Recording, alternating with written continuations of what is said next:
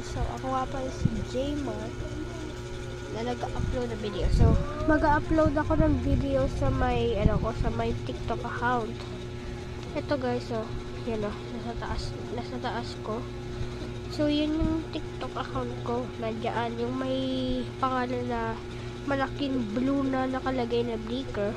Tapos maliit na nakalagay na Jmar Kulampong, Jolampong.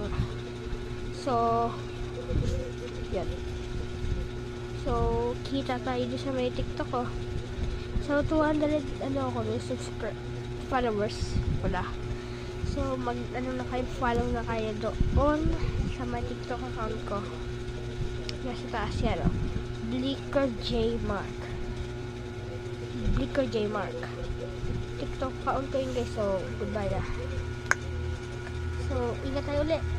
Nagbiblink ako.